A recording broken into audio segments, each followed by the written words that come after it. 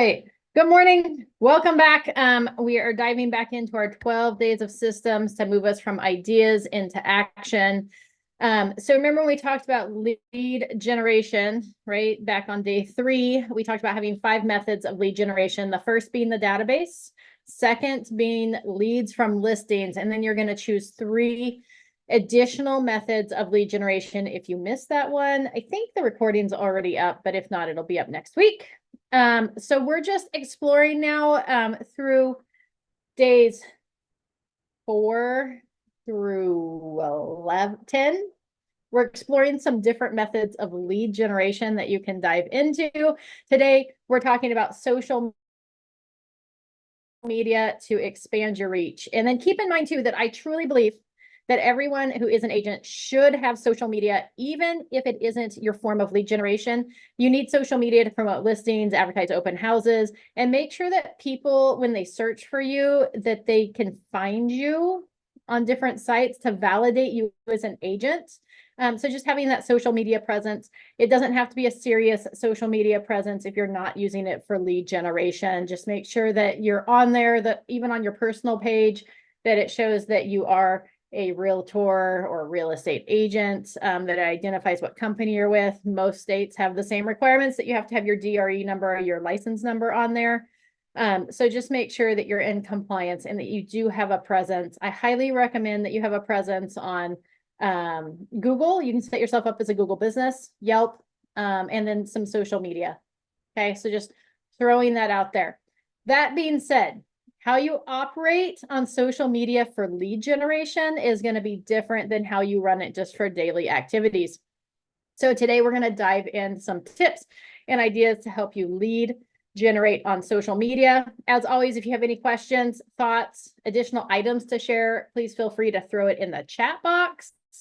You can raise your hand on your screen there under gestures, and you can also just unmute yourself and be like, hey, Amy, I've got a question. In case you don't know who I am Amy Pittard. I am out of the Realty One Group Fox office in Vacaville, California.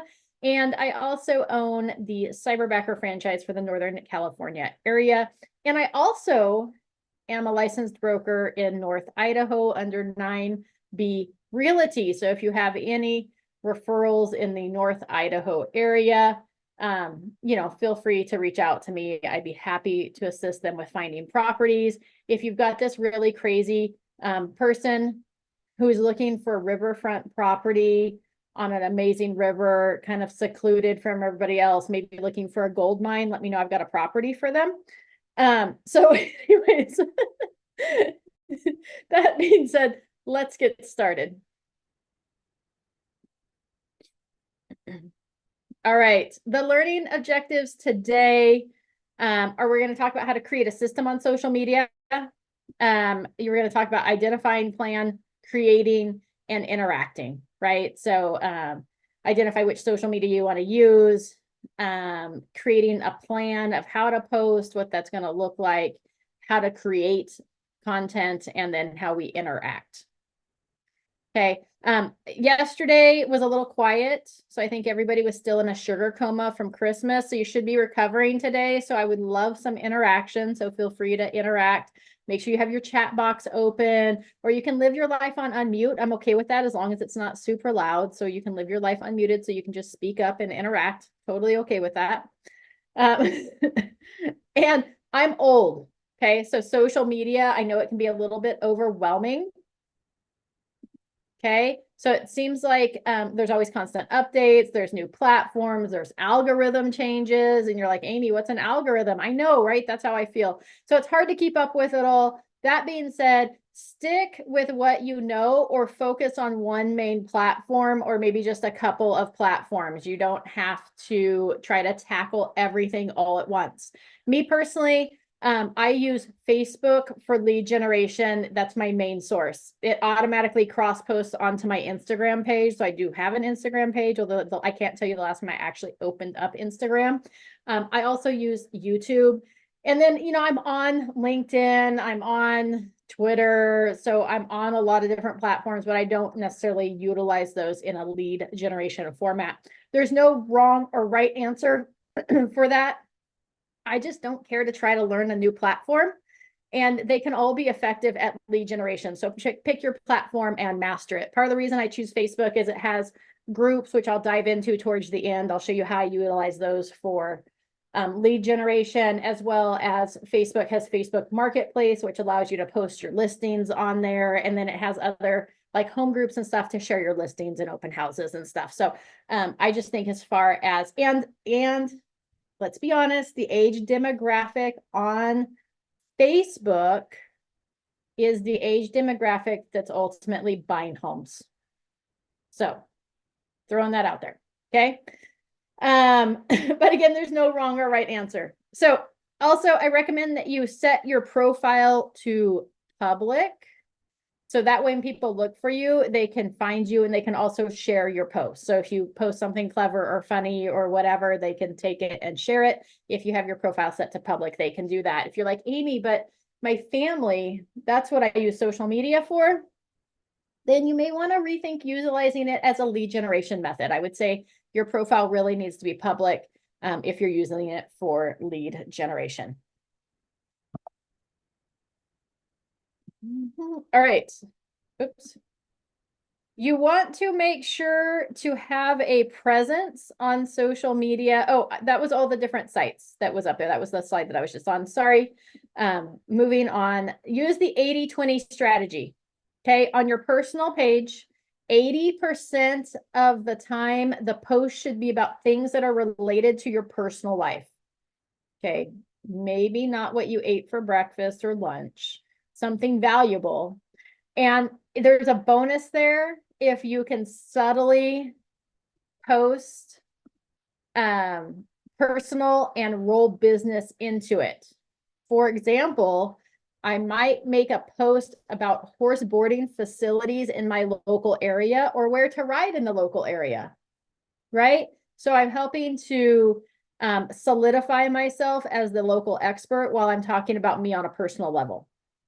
Right. Or maybe you make a post about that talks about the fact that you love being a realtor because it gives you the flexibility to go riding with friends on Wednesday afternoon when the trails are less crowded.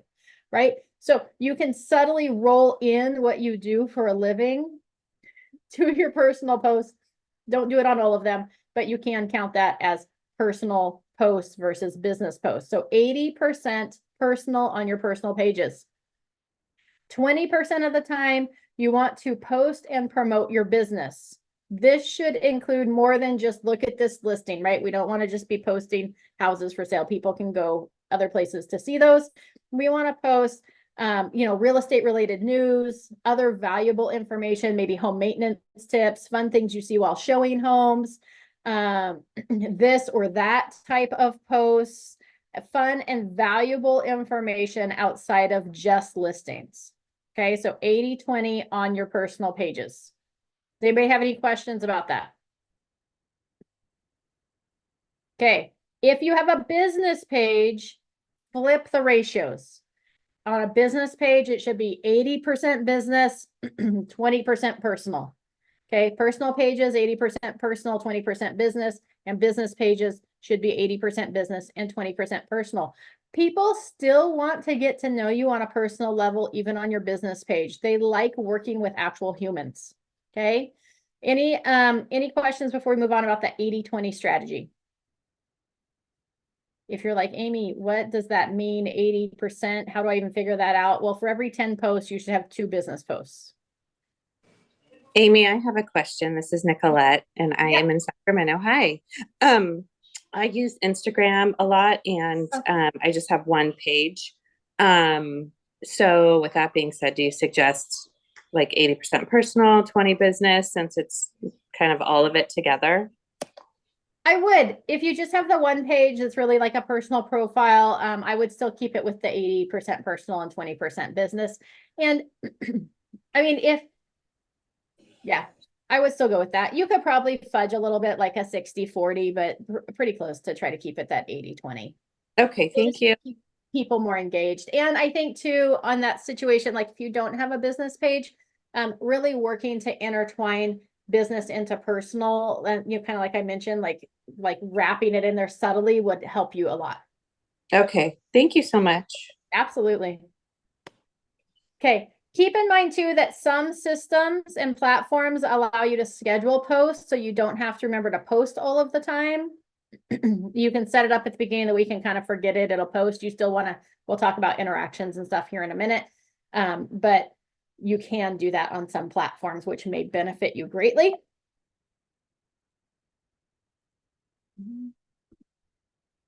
My arrows aren't working today. All right, double up.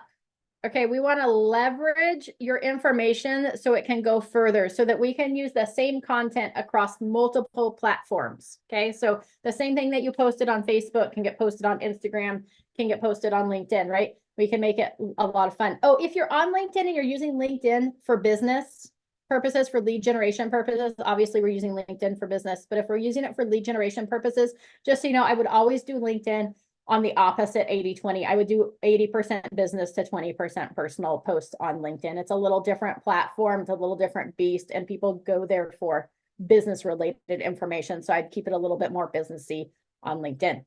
All right. So doubling up. If you create a newsletter for your database, right, we can take, right, we talked about how we're going to interact with our database, and one of those was, hey, send a monthly newsletter out. So we're creating content for a newsletter already. So now for our social media, we can take that newsletter and break it into little chunks and turn it into blogs. We can turn it into the emails that we're sending out, text messages, and posts for social media. So we can break that in. There's no sense in like recreating all new content for each type of media. If we can take something and break it down further and utilize it for multiple purposes, let's do that. Okay, there's nothing wrong with that. All right, interaction is key. So you need to engage with people on social media to make it an effective form of lead generation, right? And everyone, make sure to track down your leads, people in your database, your vendors, your neighbors, find them all on social media. Our goal is to grow our following with people that we're going to be interacting with. So if they're in your database, we should have a friend request out to them or a follow request out to them, or however you interact on whatever the social media platform is. We should have that request out there to try to connect on social media. Okay. When they're in our database, we're only interacting with them a couple times a month, but on social media, that gives them the opportunity for us to remind them that, hey, we're in real estate on a regular basis, and for them to see our posts and interact with us and see that we really are like the local expert. Okay. I would recommend posting a minimum of 1 time per day, and 3 times per day would be better. So I would make it your goal to post 3 times. But just like our class yesterday, where we talked about farm and ideal farm being 400 homes, but we may start with 100 and then give ourselves permission to grow it once we're consistent. If you're not on social media on a regular basis, your goal might be right now just to post 1 time per day. Once we're consistent in 1 post per day, then we can talk about bumping it up to 2 posts per day with the goal of getting to 3 posts per day. And then think about your followers on your social media. What do they have going on? Are they business people? Are they friends? Are they stay-at-home moms? Like, when are they checking their social media? Most people check their social media when they get up in the morning. So like 8 o'clock-ish, 7 to 8 o'clock-ish, somewhere in that range. Most people check their social media on their lunch breaks at work. Okay, so somewhere between like that 12 and 1 o'clock time frame. And then most people check their social media again in the afternoon because they get bored and they're ready to be done with work. Or they check it in the evenings when they're sitting at home on the couch and all the kids are in bed. So maybe we're looking at like that 3 o'clock time period. And then again, probably closer to like that 9 o'clock time period. So just kind of keep that in mind when creating content and posts, and also think about what people are looking for each time of the day, right? They're probably not at 9 o'clock at night looking for something serious. They're probably looking for something entertaining and fun as they're scrolling through. That might be the time that they're actually looking at like reels and stories a little bit more in depth. So you may want to think about doing like a video or a reel in the evening versus like your this or that type post, or your opinion post, or like your call to action might be in the afternoon. Okay, so just kind of think about that. You can play with the schedule a little bit, kind of see how many interactions you're getting, mess around with times, figure out what works for you and the people that are on your social media, and then kind of stick with that and go with it. I would say that you also want to do a mix of posts, right? So you want to do a mix of videos, pictures, maybe even some text only. And then you want to put them on your feed. And if you're using social media, like I said, that had stories or reels, make sure to put it on that as well. Okay, if you're only posting one time per day, I highly recommend making that post in the morning. It just gives that circle of influence on your social media more time to interact with it. Okay, so if you're one post per day, start with it in the morning. And again, you can play around with that time a little bit between like 7 and 10 and see which kind of is getting the best reaction depending on where you post it. You also want to make sure that you block time in your day so that you can come back and interact with the post and interact with those that have interacted with you. We want to make sure we like their comments, that you reply to any comments that you have on there, and that at some point during the day, mid to late day, you're going to like your own post, which is going to help bring it back to the top of the algorithms. Okay.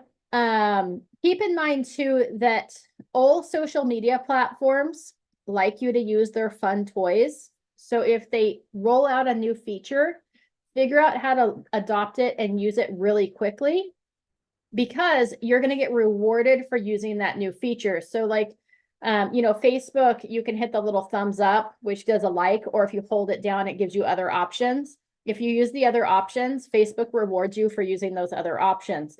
They reward you for using videos versus, regular pictures, and they like that you use a mix. They reward you for using stories because that's one of their newer features, right? So as they roll out different features, figure out how to use those so that it helps your posts get in front of more people. That's our goal. You can re-engage with people by liking and commenting on their posts.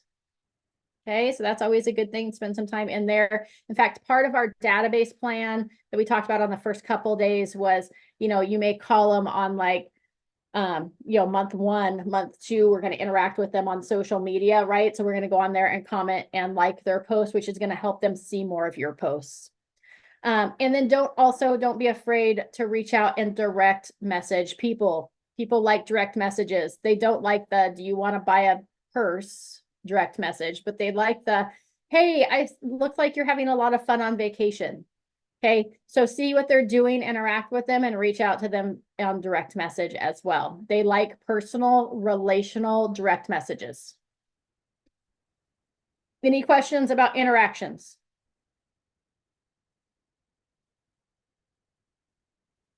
All right. Who is your audience?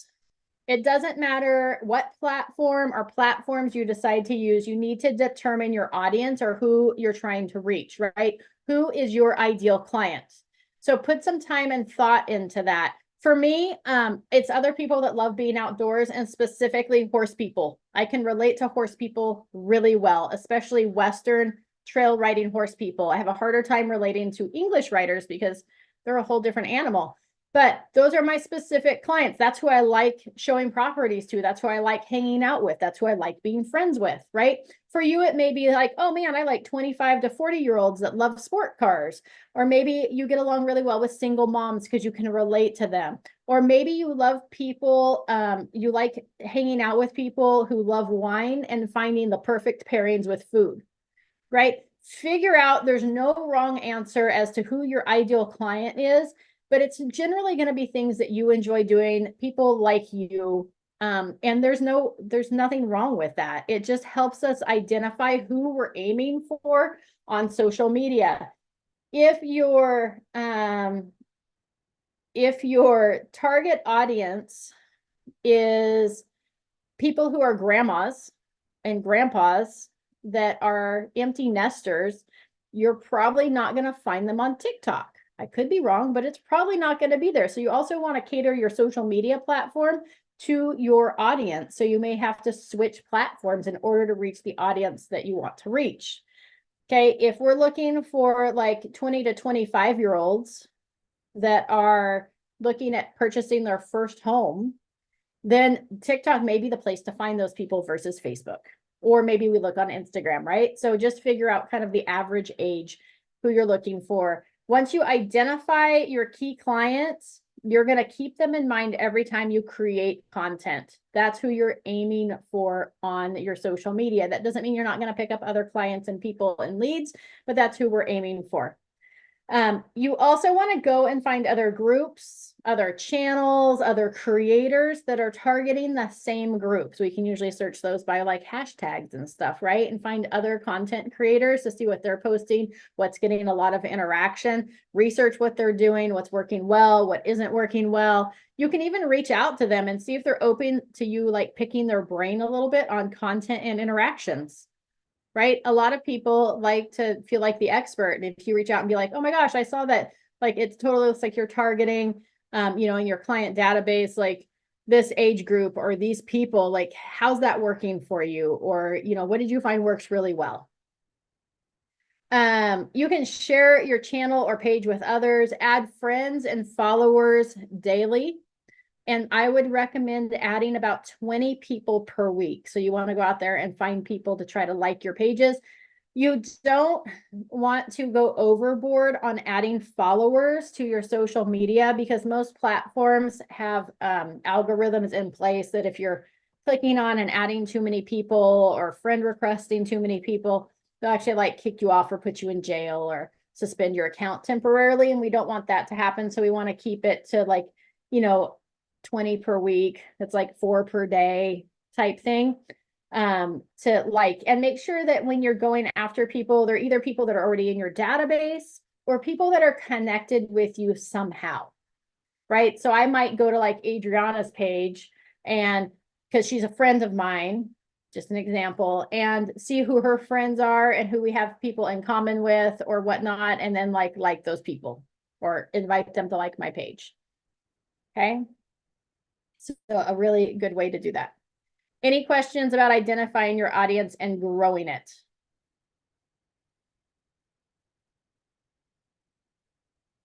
All right. We are going to, now that you've decided on your platform, you've identified those that you want to do business with. Now it's time to plan for success. So first things first, we want to block time on your calendar for weekly content creation. Okay. You also want to block time on your calendar for posting and for going back and interacting with those. Okay. So you might block off a little bit of time, like twice a week to create content.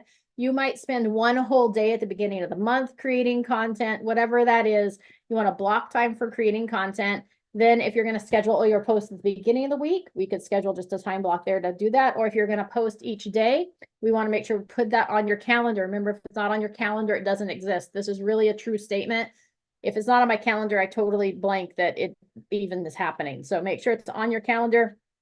And again, a couple hours after you post, if you're posting multiple times a day or like midday, if you're posting only in the morning, make sure you have time on your calendar to go back and interact with those people. You want to identify your posting cadence. So after we time block, we also want to identify a posting cadence. So it might vary depending on what platform you're using, right? So if you're using YouTube, you might only be posting 1 or 2 videos per week versus like on Facebook, you might be posting 1 to 3 times per day. So figure out based on your social media of choice, what your cadence should be and how often you're posting and when those posts are going to go out so that you can make sure to block that on your time and your calendar. And then I would recommend creating a content calendar. Okay, this is going to help you create posts and videos. You can go with themes. You can either do like a weekly calendar or maybe even a monthly calendar. So it might be like on weekly, you determine that every Monday you're going to post a funny meme. And maybe you're going to post about those weekend activities on Mondays as well. Maybe Tuesday, you might post a tip from a book that you're reading or a tip for living with pets, right? Wednesday might be a video of a property, a neighborhood, or happy clients. Thursday might highlight a local business. And then Friday might be like your call to action post where you're inviting to open houses or events, right? So you could have like a regular weekly, and then we just kind of rinse and repeat the next week. We kind of repeat the same theme every Monday, Tuesday, Wednesday, Thursday, Friday, Saturday, Sunday, right? Or some other ideas for a weekly post might be, asking anyone if they want a list of the open houses for the weekend. So maybe on Friday, asking who wants a list of open houses, or maybe who would like to see 4-bedroom homes, the available 4-bedroom homes in the area, or maybe single story homes, or maybe even ranch homes, right? I wouldn't post the list of available properties. Tell them to either message you or comment below, because that's going to give you more opportunities to interact with them and dig deeper to find out if they're looking for a home or considering selling, right? By posting those home related posts where like, hey, who wants the open house? And somebody's like, oh, I want it. That gives us an opportunity to reach out to them and be like, oh, cool. Are you looking to buy a home? Do you just like to look at open homes? Kind of what's your intention there? We can dig a little deeper. It might be like, oh, well, we were thinking about selling our home and there's a couple homes on our street. So I was wondering if they were holding them open this weekend, right? That gives us a good opportunity to then break into that conversation about listing their property, or vice versa, right? Of helping them buy a property. So there's some good opportunities there to dig deeper. You may want to do a monthly calendar, right? Where you post a theme for each day and you have a 30-day calendar and you just repeat it each and every month. And then don't forget that 80-20 rule. Okay, so personal pages, 80% personal, 20% business, and on business pages, 80% business. I have a example of a social media calendar. Let me see if I can share it with you. Hold on, new share.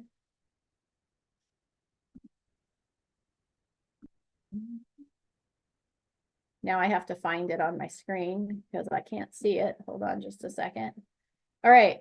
Monthly social media calendar is there. I created this like on the first of the month, a meme, right? Niche real estate meme is the goal, but any meme. The second day of the month would be a question of the day. Ask followers what they want to know more about. Blog content.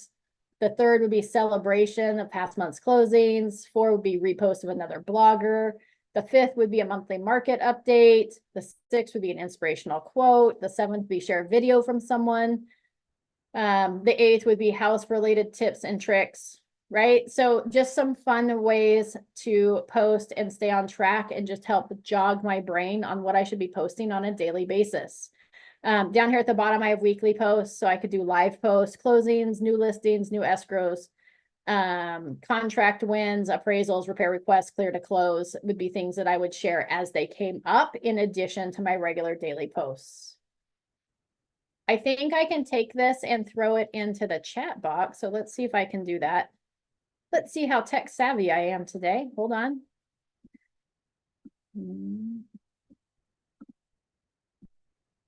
Maybe. Here we go. Let's see if this will work. Ta-da! It's loading in the chat box right now. So if you want to save that, you're welcome to utilize that calendar. And then let's go back to our slideshow. So hold on just a second. Any questions about planning for success?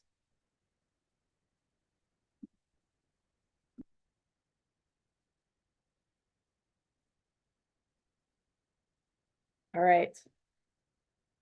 You are welcome, Nicolette. Well, I'm just waiting for my computer to catch up with me now. All right. So now that you have your time blocked, you have your cadence established, and you have a direction for your content, now we're actually going to create the content. We want to remember to be consistent in your branding, right? Same colors, same filters, and same fonts across all platforms.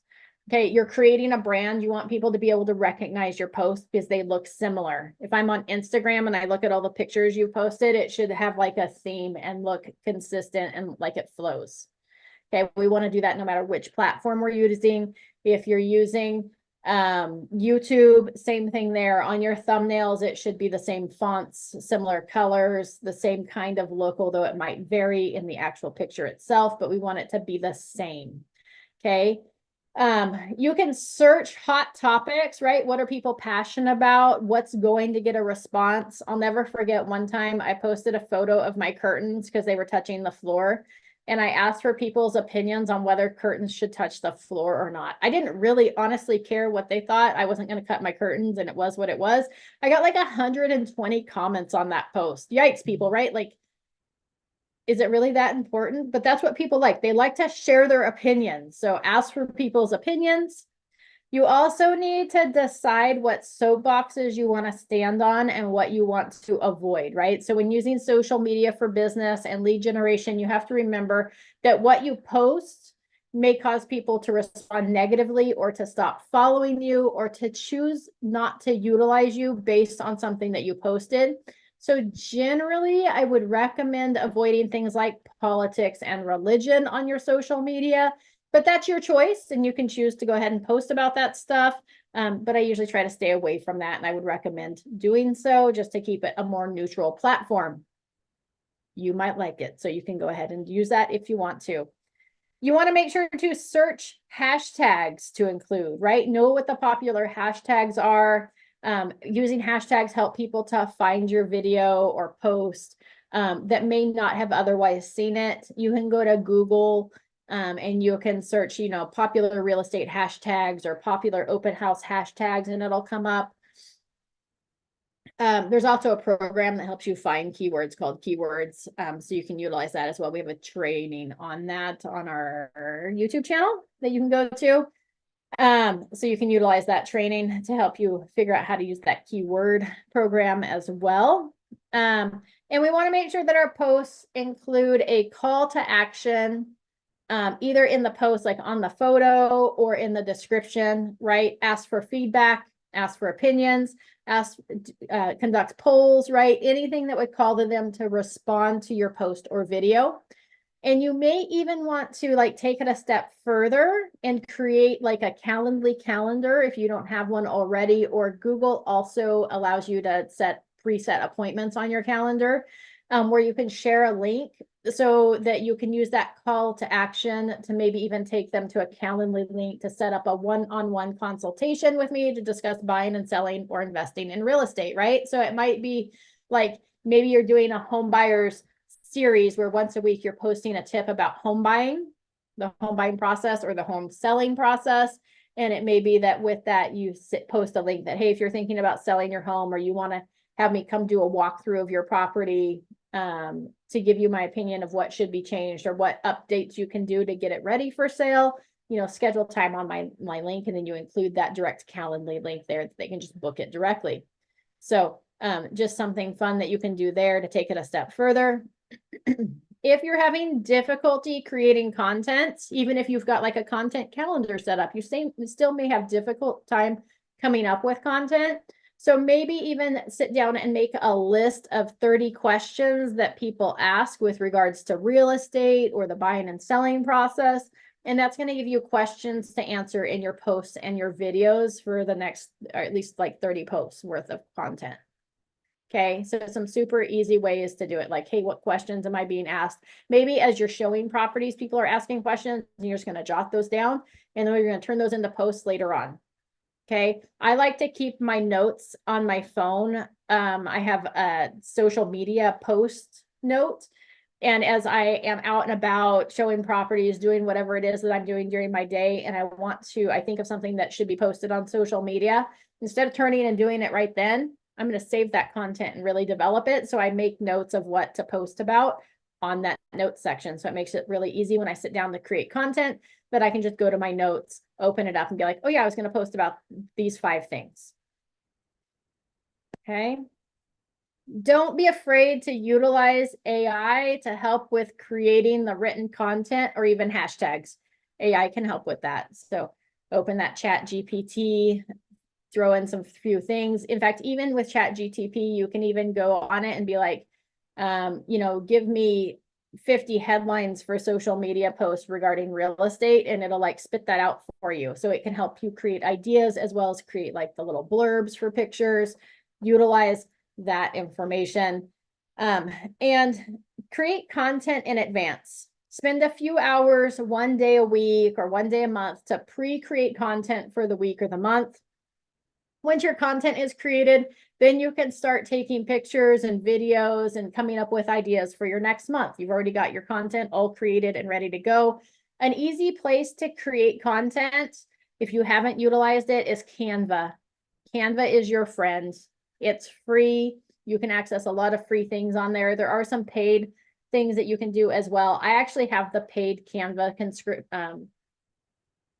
subscription. I was like, it's not a prescription. What is it? Subscription, because it allows me to save my brand information. So I can actually save all of my logos under the brand. I can save the fonts. I can save the colors. So it makes it really easy to go in there and create content, because I can just open up that brand catalog and then pull all that information over into my posts.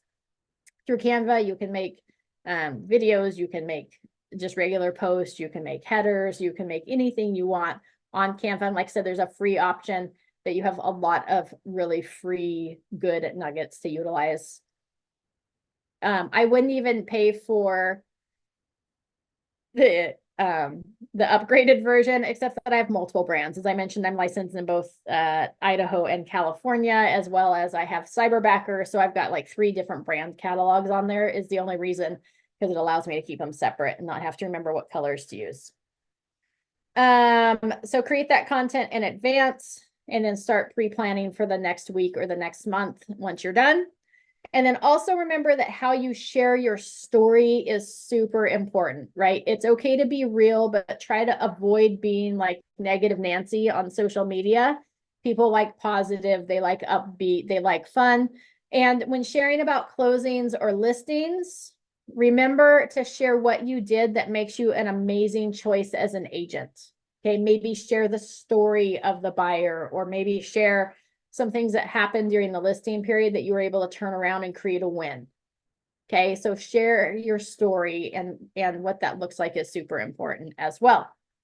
Any questions about creating content? I have a question, Amy. Yeah, Charles. Good morning to you. Good morning.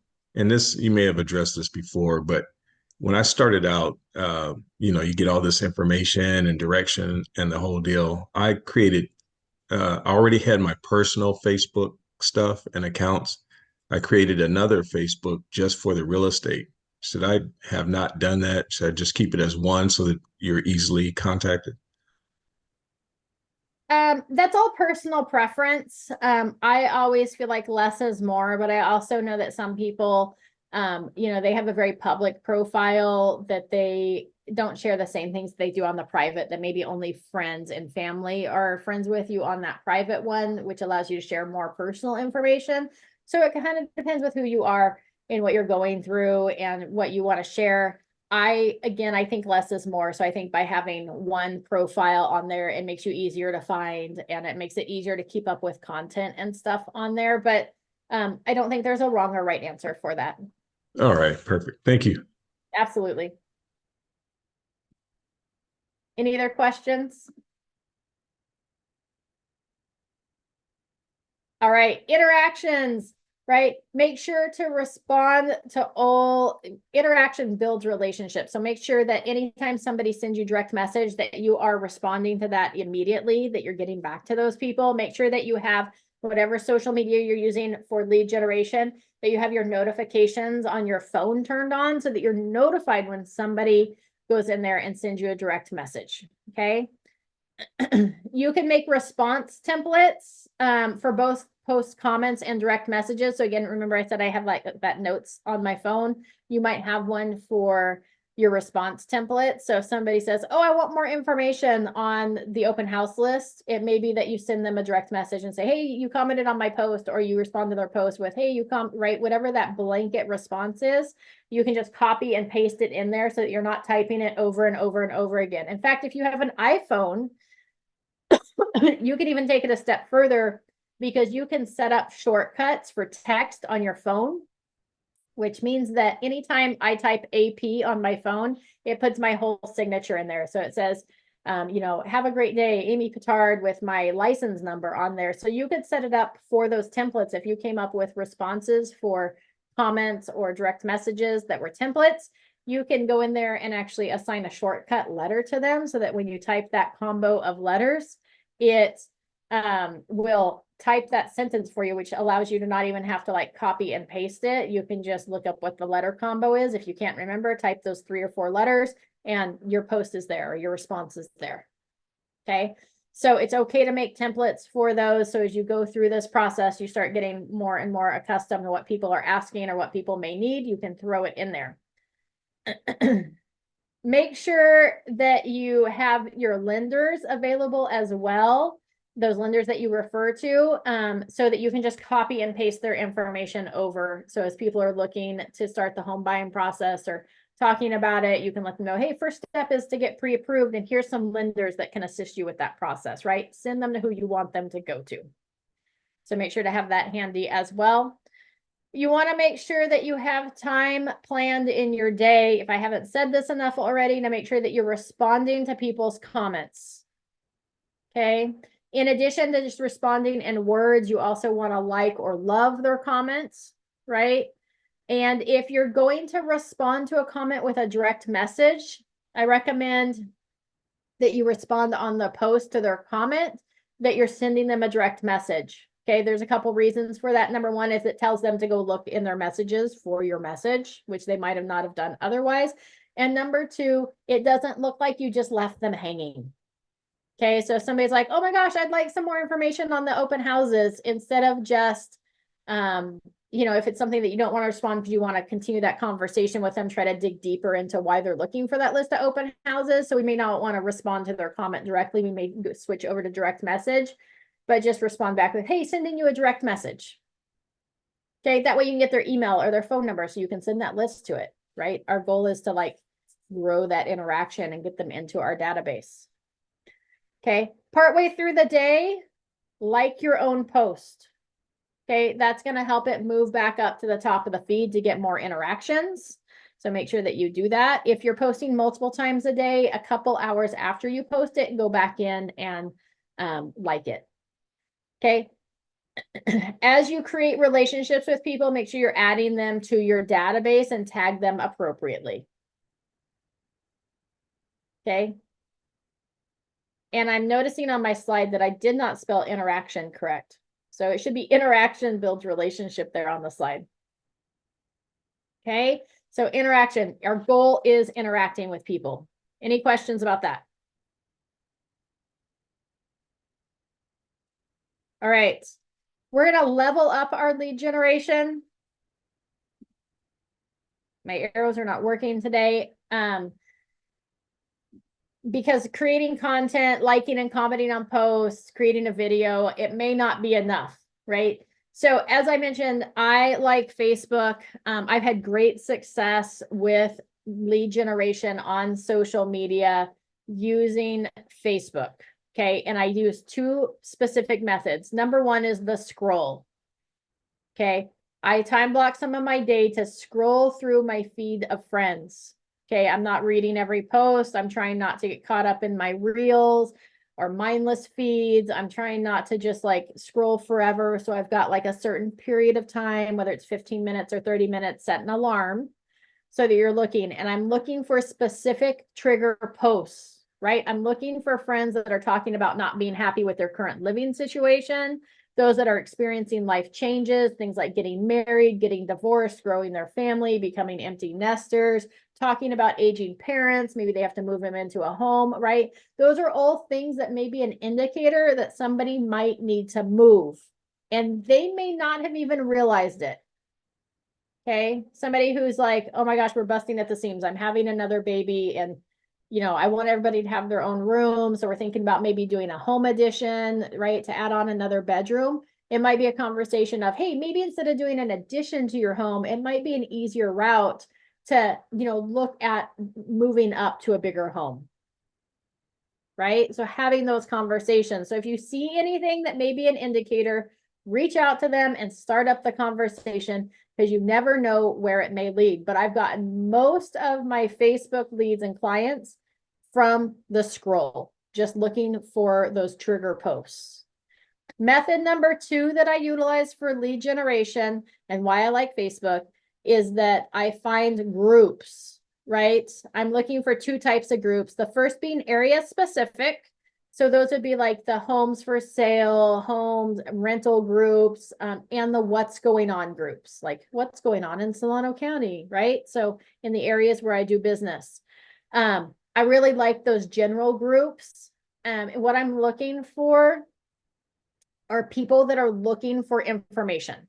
Okay, I'm not so worried about the posts that are like, oh, I need a real estate agent because I'm looking to buy a house, because they're going to get inundated with 350 comments on there of different agents from the area, and they're going to be overwhelmed. I usually do send those people like a direct message, and I offer them something of value that might make me stand out, but that's not specifically what I'm looking for. I'm looking more for those people that are raising their hand and being like, oh, we're looking to move to the area, and I was wondering what dog boarding facility places are out there, or doggy daycares, or what schools are best, right? Or are there private schools, or are there horse boarding locations, or are there places to ride, right? So I'm looking for some place that I can add value to somebody's life in those groups. Okay, I want to build relationship with them by sharing my area knowledge, sharing my vendor list, referring others, pointing out where the local attractions are. Maybe somebody's looking for a handyman or an electrician, right? I'm looking for those type of posts. I'm looking to build relationships, right? I'm looking to form a social media friendship with them, because oftentimes that friendship is going to lead to business down the road. Okay. So that's the first type of group I'm looking for, are those local groups where I can work to make connections with people and give them value for what they're looking for. The second type of group that I'm going to look for and that I'm going to spend time in are any groups that have people in them that are in my target client group, or groups that I have things in common with the people, right? As I mentioned, for me, it's horse people. So I'm looking for horse groups, maybe DIY groups, maybe gardening groups, or other outdoor type groups. So I'm looking for people that I have things in common with. And my goal there isn't to vomit real estate all over that group. But again, I'm looking to build relationships with other people that I have things in common with, because oftentimes those relationships are going to lead to transactions if you pay attention to what's being said. Okay. So first type of group is like the general group where I can add value to people. They're looking for vendors. They're looking for referrals. They're looking for recommendations. I'm going to be the person that refers and recommends. I'm going to just build my area expertise. The second time are people that I actually want to connect with, that I have things in common with. Okay. The final way that I like to lead generate, specifically on Facebook, because it allows you to create those groups, is that I create groups for group things that I enjoy. Okay. It's given me the opportunity to connect with others that have things in common with me. And again, that goal isn't to vomit real estate. The goal is to build relationship, to friend or follow those people that join that group on my personal pages, right? That way they're going to begin seeing my content, my page. They're going to learn that I'm a realtor, right? We're going to become Facebook friends, and it's going to open the door to business in the future.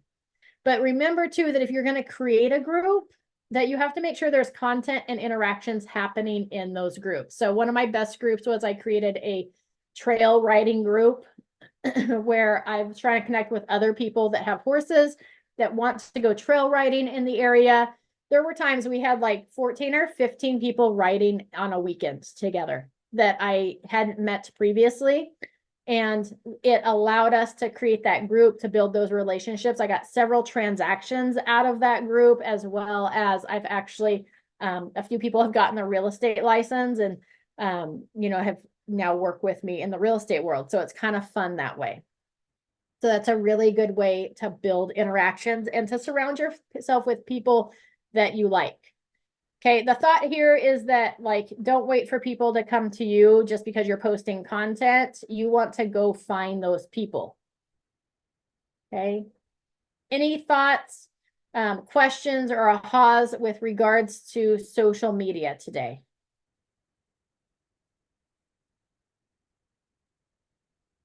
Does this all seem like something that you can do, that you want to do, that you might want to partake in a little bit?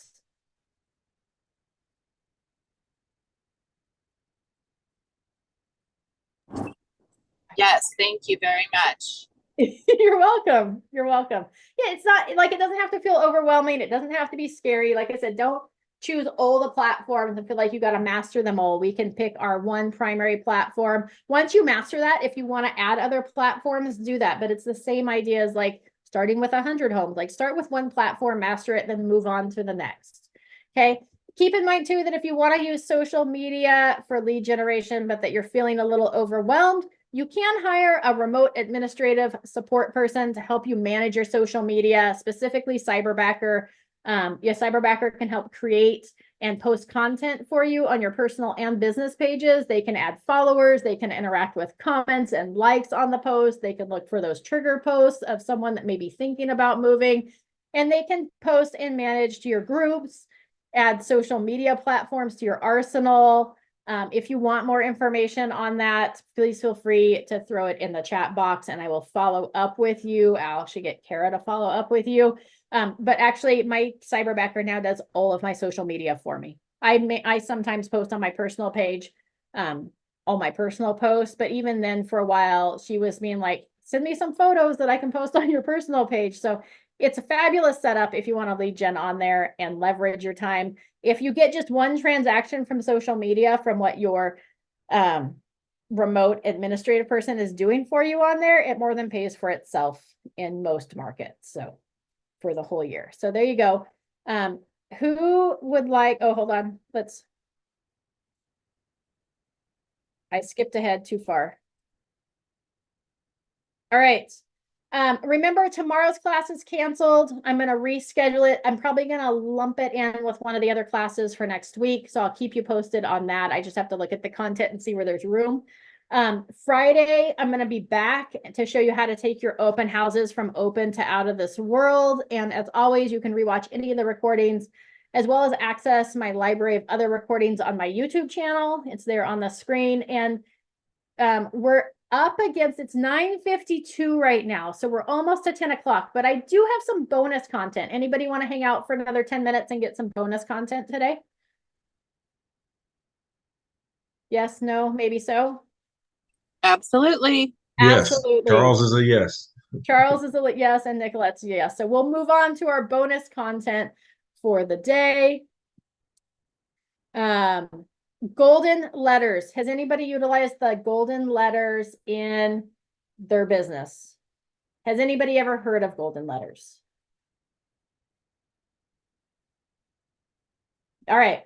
Golden letters are a great way to not only get listing leads, even if they just turn into pocket listings, they're a great way to find off-market homes for your buyers. Okay, so here's what a golden letter is and what you do. This is the process. First, you need to identify who you're going to send letters to. So here's two different ways that we can do it. For listing leads, if you're like, man, I would just like more listings. Amy keeps saying we should be listing-based, listing-based, listing-based. We had a whole class on how to generate leads from listings. So now I need some listings so I can generate more leads that way. We might want to focus on a full neighborhood. Okay, when focusing on a full neighborhood, you want to pick a neighborhood or an area in which you want to do business, in an area that has an average sales price that you're comfortable with, and ideally an area with a higher than average turnover rate for your town. Okay, so remember we talked about turnover rate yesterday, which is just the number of homes sold divided by the number of homes in the area gives you that turnover rate. So if your average turnover rate for the city is like 2% or 3%, finding a neighborhood where there's like a 5 or 6% turnover rate, that might be where you want to send the golden letters. You're going to have a higher success rate. Okay, so keep that in mind. For buyers, you may reach out to your title company and have them pull all homes in an area that meet the certain qualifications for a specific buyer. Okay, like right now, I have a buyer looking in a specific town for in-town lots with lot sizes over 10,000 square feet. So I'm going to send golden letters to those properties. So I'm going to pull all the properties in that area that have those bigger lot sizes, and I'm going to send them a golden letter. So that's how you would do it for buyers. Sometimes for buyers, they're looking for a certain house size, or it's got to have a pool, or it needs to back open space, or whatever that might be. We can identify those properties and send letters to those properties with hope with connecting somebody who's thinking about selling with one of our buyers. Okay, our letters, we're going to send them a letter. The letter should be short and sweet, and I'll give you an example of a letter here in a minute. And I recommend just using regular sized 8.5 by 11 white printer paper. Okay, in fact, I'm just going to print out the letters. Okay, so I'm just going to throw it in my computer, print it on my printer, and I'm going to be done. I'm going to fold those up like a letter, and I'm going to personally sign them. Boop, boop.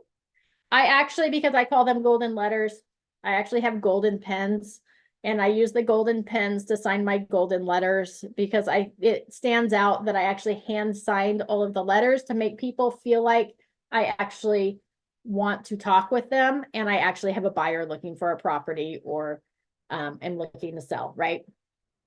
You can do the printed signature. Sometimes, you can scan your signature in, print it on there. You can do that. It's just not quite as effective. It doesn't look as realistic, like you took the time to actually sign the letter. So you can do either one. You can try it, see what kind of response that you get. The other thing that you want to do is you want to use colored envelopes when you stuff them in the envelopes. Hold on. I have green and purple, mainly because when I ordered my envelopes, I needed to send them out really quickly and I was looking for what I could get like the next day. So that's what I ended up with. These are a little dark. The green's okay, but the purple's a little dark. It's hard to see the print when you write the address on the front. So neon is best. Your fluorescent pinks, your neon greens, your bright yellows, your oranges, those are going to be best. But we want them to stand out in their mailbox. Okay, I also recommend hand addressing the envelopes because it just looks friendlier when people go into their mailbox. They're more likely to open it than a printed name on the envelope, but you can choose how you want to do it. You can also print their names on there. I wouldn't use white labels because that looks cheesy in my opinion. So I would just make it so you can print directly on the envelope or that you hand write those. I do have a stamp for my return address and I do stamp the return address on there. And then you want to make sure that you respond to their phone calls, right? And you can decide, there's a couple different options here. You can decide on the letter, you'll see there's a place to put your phone number on there. You can send them directly to your cell phone number, or you may want to have them call a dedicated voicemail number, like a slide dial number, or maybe like a Google phone number, something like that. You may want to create a secondary account for those phone calls to go to. And if you're using a dedicated voicemail system where they're going straight to voicemail, don't mention the letter in your outgoing message. You just want to use a regular outgoing message greeting. And I'll give you an example of one of those as well. The benefit of the call going to a voicemail system versus your cell phone is, number one, your cell phone's not ringing at all times at night. You don't feel guilty for not answering it, or you're not in the middle of family things and be like, oh, who's this phone number, and answering it, and now it's a business call. So it allows you to kind of divide your time a little bit better. As well as if it goes straight to voicemail, then gives you a little bit of time to look up who that homeowner is using the tax records or your mailing list of who you sent those letters to. And you can do a little research first to see if it does match the criteria of any of the homes you have buyers looking for, or kind of what their situation is. Okay, so it gives you a little bit of time to do research before getting back to them. Remember that all this effort that we're going through is in an effort to get people to call you, so that you need to make sure to return all calls as fast as possible. Okay, here's an example of an outgoing phone message. In fact, this is probably just a good one to put on your phone anyways. Hi, you've reached the voicemail box of Amy with blank cyberbacker. I'm sorry I missed your call. I check my voicemail box periodically throughout the day and look forward to connecting with you soon. Please leave your name, number, and a brief message, and I will call you back shortly. Thanks again for calling and have a great day.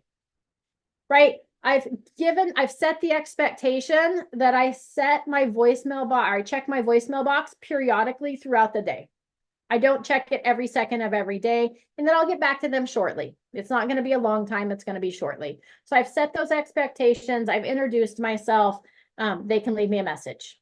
Okay. Outgoing message. And then next is an example of the golden letter. Here's what that golden letter is going to look like.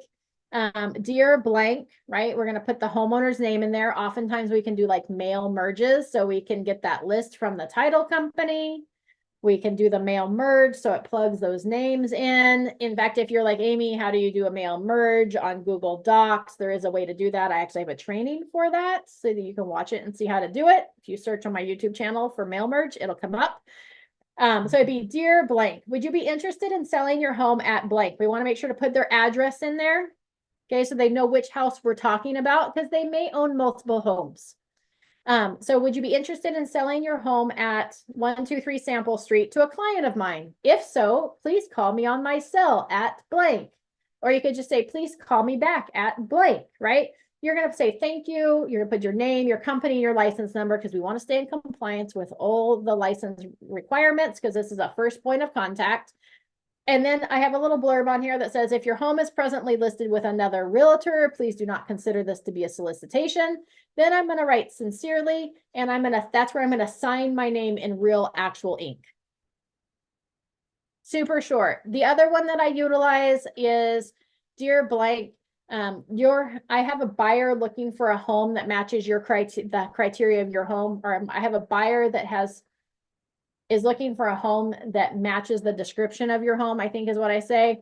Would you consider selling your property or your home? If so, please call me, right? So we just want to keep it short. We don't want to go into a long letter. It's just, hey, we've got a buyer looking for a house. Would you be interested in selling? If you don't have a buyers and you're like, Amy, I don't want to lie and tell them I've got a buyers. I mean, somebody in your office might have a buyer for the property, so who knows? But you could always say, you could always leave it as, would you be interested in selling your home? Okay, so you could leave it at that. That's the letter. So we're going to take that letter. Again, we're going to print it onto the piece of paper. We're going to hand sign those. We're going to fold them up like a letter, stuff them in that colored envelope. I like to hand address my envelopes. I know it takes a little bit of time, but this is one of my lead generation methods. So that lead generation time, I can utilize it during that time to hand address those envelopes. I can also do it sitting in front of the TV at night or listening to an audiobook or doing something productive with my life as well. Hand address it, put my return address on there. I usually use the office address as my return address. I put my name with the office address because I don't actually want them knowing where my house is. And then I stick it in the mail and send it off. Every time I do this, I get calls back. Okay, the goal is to get a call to set an appointment to go preview their home. Then you're going to talk to them more about what price they would sell it for. You're going to get to see the home, see if it's a good match for any of your clients. And if it's not a match for any of your clients, they don't want to put it on the market right now because they're like, well, we've been thinking about moving out of state, but we're not really sure where we would move, and it's the winter. So we're probably really considering the spring. But if you had a buyer for it, like, we'd be willing to sell it. Or if you could get us X number of dollars for this house, like, yeah, we would absolutely sell it, right? So if you have those type of conversations, they're not quite ready to put it on the market, that's okay. Now it kind of becomes your pocket listing, right? Now, as you come across buyers and they're like, oh man, I was looking for a home with a pool that backed open space, you can be like, oh, I might have one for you that's not on the market. Let me make a couple of phone calls and I'll get back to you on that. Right now, you're becoming like not only the area expert agent, but now you've also become the agent that, oh my gosh, she found me a property that wasn't even on the market yet. You've got to call her if you're looking for a home, right? They are going to sing your praises night and day and refer people to you because you went above and beyond for your job. Questions or thoughts on the golden letter? I have a question about that. If it's going to be like in my neighborhood, Yeah. would it be a bad idea to add that you also live in the neighborhood and you're looking to, you have friends or clients looking to move into our neighborhood or something like that? I probably wouldn't. Okay. Only because you might remind them how much they like the neighborhood and that they don't really want to sell. Right. Okay. That would be my only thought process there.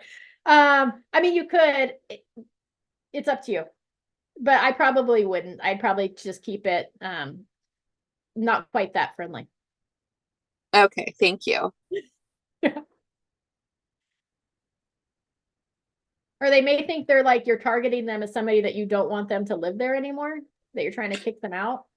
Got it. They might take it the wrong way. Any other questions or thoughts? Any ahas on this or social media?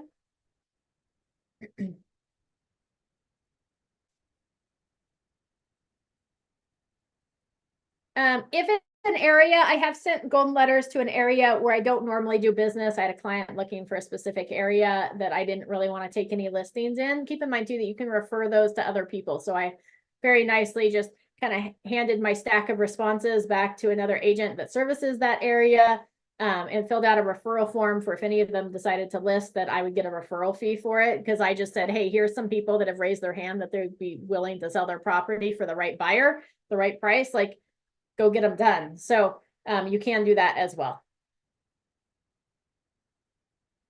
All right, that's all I've got for you today. Remember, tomorrow, no class.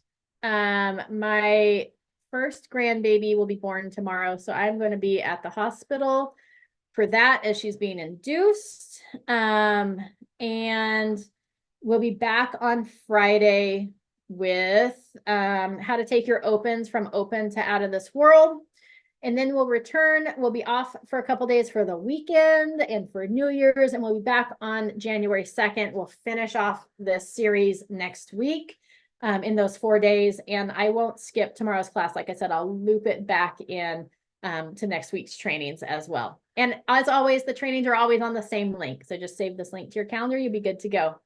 Thank you, everyone. Have a fabulous day, and I will see you on Friday morning. Thank you, Amy. Have a great day. Absolutely, you too.